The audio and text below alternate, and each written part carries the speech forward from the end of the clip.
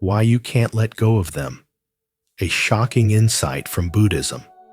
At the heart of today's reflection, we discovered that our inability to let go of someone often has less to do with them and more to do with the unhealed parts of ourselves still clinging to what was. Through the lens of Dharma Pulse, we learned that attachment is not love, but resistance to impermanence, and that true freedom comes from awareness, acceptance, and letting life flow as it is. As you move forward, take a deep breath and ask yourself, what am I still holding on to that no longer serves my peace? Share your insights in the comments below, and let's grow together in mindfulness and compassion. 1. The core problem. You can't stop thinking about someone because your consciousness is entangled in an invisible web of attachment, memory, and unfinished energy. In the teachings of Buddhism, this is not simply emotional obsession. It is the mind's way of holding on to what it hasn't yet transformed. When someone lingers in your thoughts, it is a sign that your energy is still orbiting around an unresolved truth. The more you try to push it away, the deeper it embeds itself, like a shadow that grows darker when you turn from the light. In Zen Buddhism, this is called the dance between attachment and awareness, the inner struggle between grasping and letting go. Attachment is the mind's rebellion against impermanence. It is the refusal to accept that all forms of people, emotions, and even identities are fleeting. When you resist this truth, your energy contracts and your vibration sinks into repetition. You replay the same scenes, revisit the same emotions, hoping that this time they will end differently. But mindfulness reveals another path. Instead of fighting your thoughts, you observe them. You become the witness rather than the prisoner. As the Buddha taught, attachment is the root of suffering, not because love itself is wrong, but because clinging prevents love from evolving into wisdom. Every human connection carries a frequency, an energetic resonance between souls. When two people meet, their energies intertwine, creating patterns of attraction, projection, and learning. If the lesson remains incomplete, the vibration continues to echo, like a note that refuses to fade. That is why, even after years apart, their face appears in your dreams, or their voice resurfaces in your silence. In the field of energy science, this is not coincidence, but resonates with the magnetic pull of unfinished energy seeking harmony. The more you resist remembering, the more you charge the memory with power. Zen wisdom reminds us, what you fight, you strengthen. What you observe without judgment, you dissolve. Psychologically, this attachment is the mirror of your own unhealed self. You are not truly obsessed with them. You are obsessed with the part of you that came alive in their presence. Maybe they reflected your longing for love, your fear of loss, or the fragments of worth you could not yet claim. In holding on to them, you are actually clinging to the self you once were, the version that sought completion in another. Letting go, then, is not about forgetting. It is about reclaiming the energy you invested in that story and calling it back into your own wholeness. In the stillness of mindfulness, you begin to see that freedom doesn't come from erasing the past, but from seeing it clearly. The person you can't let go of was never meant to imprison you. They appeared to awaken you. They are the mirror that reflects your own consciousness back to you, forcing you to confront what has long remained unseen. When awareness replaces resistance, when you can hold the memory without craving or aversion, the energy begins to shift. Peace slowly returns, not as absence, but as understanding. The storm subsides because you have stopped feeding it. You realize that to let go is not to lose it, is to return to yourself, lighter, clearer, and awake. Have you ever tried to truly let go, not just in words, but in your heart? If you have, share what that experience taught you in the comments below, so others can reflect and learn from your journey. If you're still struggling to release someone, comment, "I'm ready to understand." And let this teaching from Buddhism guide your first step toward freedom. 2. 7 Buddhist reasons why someone stays in your mind. You can't let go of them because what you call love is often attachment wearing a beautiful disguise. Buddhist wisdom teaches that true love brings stillness, while attachment breeds restlessness. When your sense of peace or worth depends on another person, the mind becomes a captive bird fluttering endlessly against the bars of desire. You don't suffer because they're gone. You suffer because your happiness was tied to their presence. Meditation reveals this truth, like light passing through fog. It's not them you're holding on to. It's the version of yourself that felt whole when they were near. Once you see this, the obsession begins to soften, and your spirit remembers its own independence. Sometimes, this lingering connection is not emotional, but karmic. There are souls that reappear because something between you remains unfinished, a lesson unlearned, a wound unhealed. The pull you feel is not always about romance or regret. It's the echo of spiritual growth demanding your attention. Until understanding replaces resistance, the cycle repeats itself. Through awareness and forgiveness, karma is transformed, not by cutting cords, but by unraveling the deeper meaning hidden within them. Meditation becomes the bridge between pain and peace, helping you observe the lesson without judgment until it no longer defines you. But there's another truth that startles the mind.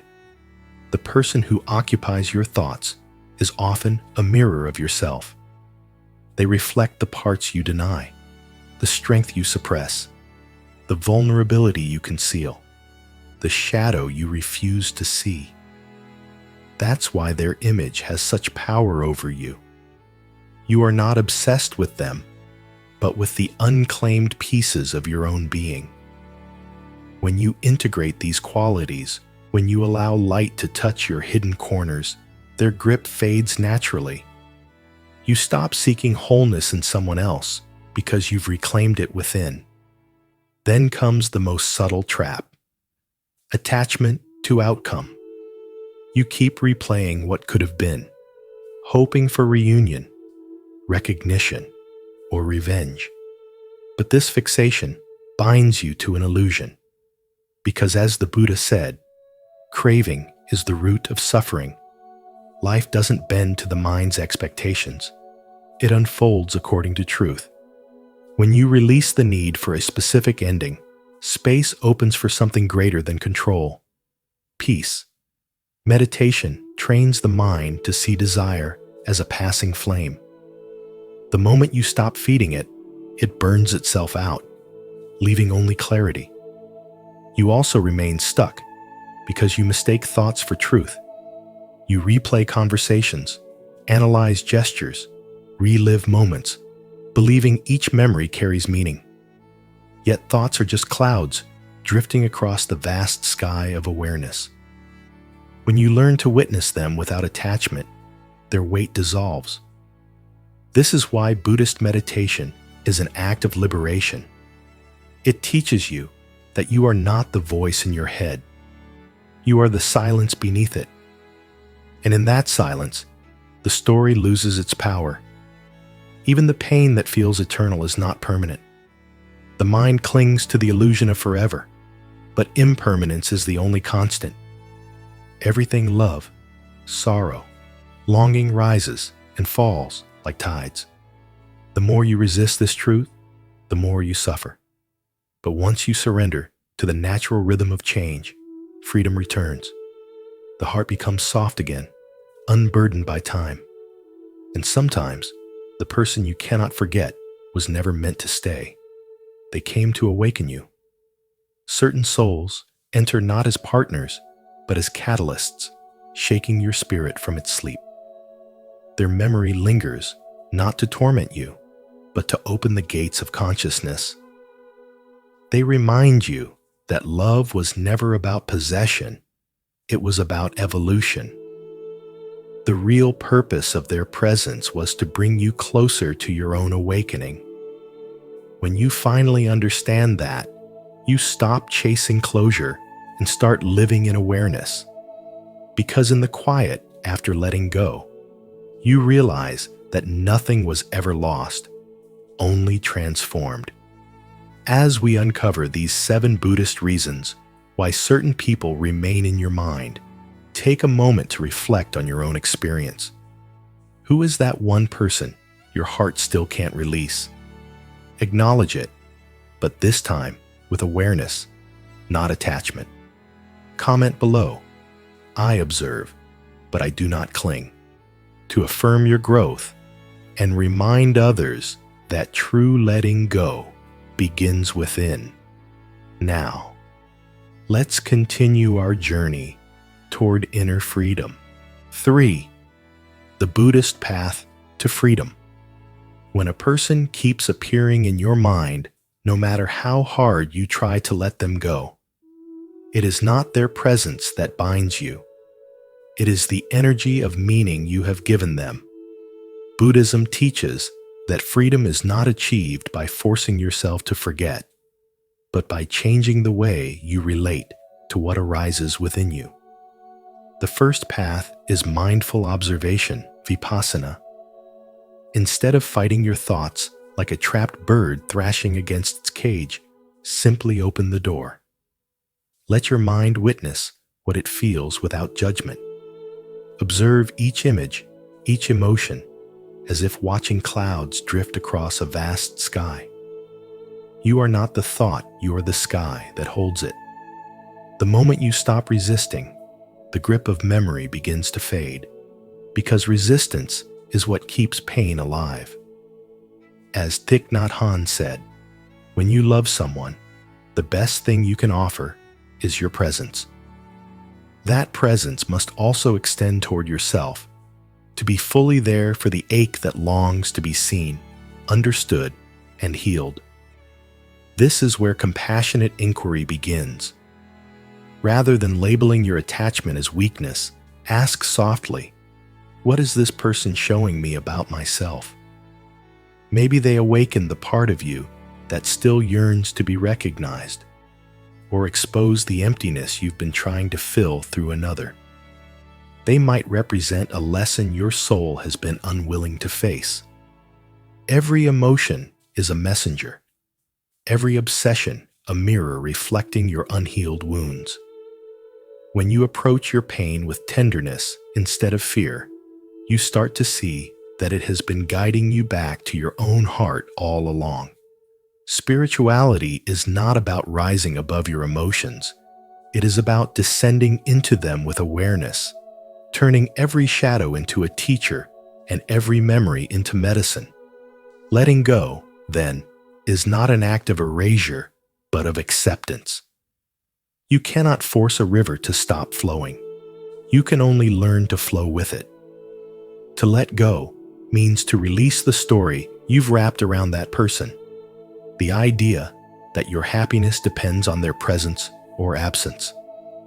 The Buddha said, "You only lose what you cling to."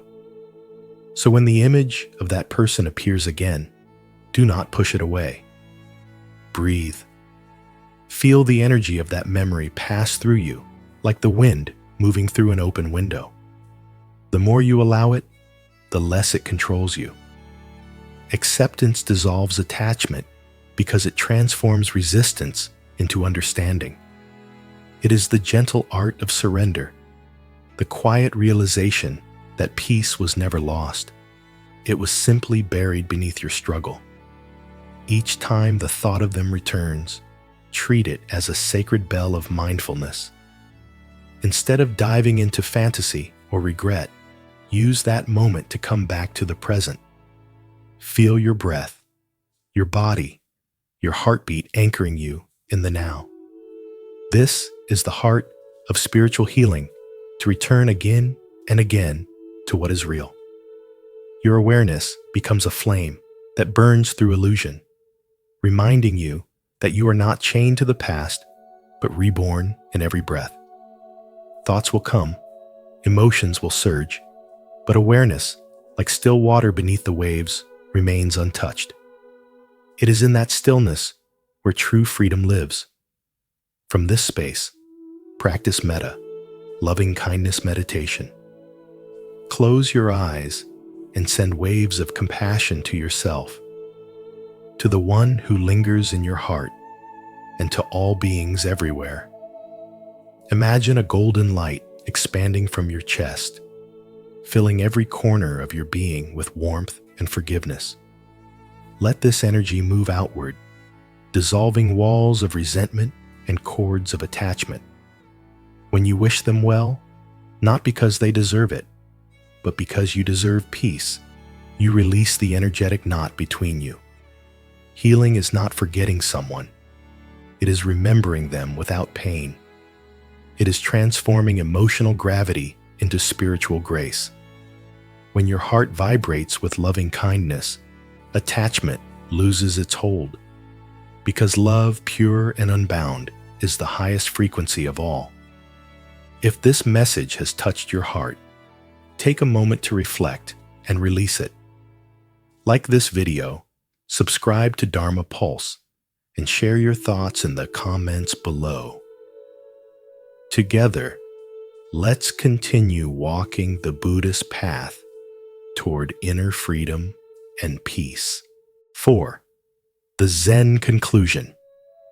Your mind is a river, and the person you cannot release is the stone that has fallen into it.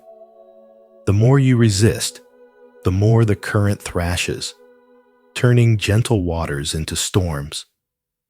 But when you allow the river to flow as it must without clinging, without pushing, clarity returns on its own. Buddhism teaches that mindfulness is not about erasing or suppressing. It is about understanding the nature of flow.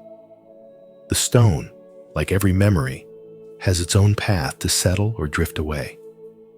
When you stop interfering, peace finds you naturally, as a reflection of awareness rather than effort. The Buddha once said, "You only lose what you cling to." This truth reveals that pain comes not from love itself, but from attachment to the mind's attempt to possess what was only meant to be experienced. To let go is not to forget, but to rise above the vibration of need, to live in a higher frequency where energy moves freely and nothing binds you. In this space of mindfulness, the heart no longer battles the past. It simply watches the dance of impermanence with gentle eyes. Forgetting then ceases to be a struggle. It becomes the natural unfolding of inner wisdom. Every person who lingers in your thoughts is not a curse, but a mirror, a secret messenger from the universe disguised as longing. Buddhism views such encounters as karmic exchanges, each carrying a vibration meant to awaken you. Some arrive to ignite compassion, others to reveal the shadow you've denied, and a few come only to remind you that all forms dissolve. Each one is an invitation to see more deeply into yourself, to understand the layers of craving and fear that still ripple beneath your calm surface. When the lesson is complete, the energy shifts, and the face that haunted you fades like mist at dawn. To practice mindfulness is to step outside the turbulence and watch the current from the shore of awareness. The river does not stop moving, but you stop being dragged by it. In that stillness, forgetting and remembering lose their meaning. You simply see. Thoughts come and go. Emotions rise and fall, and the heart beats in rhythm with the vastness of existence. You no longer seek to control the current. You trust it. You realize that what you called them was never separate from you. It was consciousness exploring itself through the illusion of another.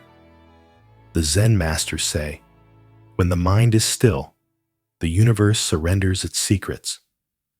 In that stillness, the person you could not forget transforms into a silent teacher of liberation. You begin to understand that love was never meant to be held. It was meant to expand your capacity for awareness. Even the ache becomes sacred, for it guides you to this truth. So let the river flow. Let the stone rest where it must. What is meant to stay will stay without force, and what is meant to leave will dissolve into the greater ocean of being. All that remains is the quiet, luminous presence of peace, the essence of mindfulness itself. So, as we've explored, the reason you can't let go of that person isn't a curse, it's a mirror. It reflects the parts of you still yearning for understanding, forgiveness, and peace. Zen teaches us that true freedom comes not from erasing someone from your mind, but from awakening to the lessons their presence has revealed. Healing begins the moment you stop resisting and start observing with compassion. Now, I'd love to hear from you. What insight from today's video resonated most with you? Share your reflections in the comments. And don't forget to like, subscribe, and join us here at Dharma Pulse, where we explore the art of awakening through love, loss, and liberation.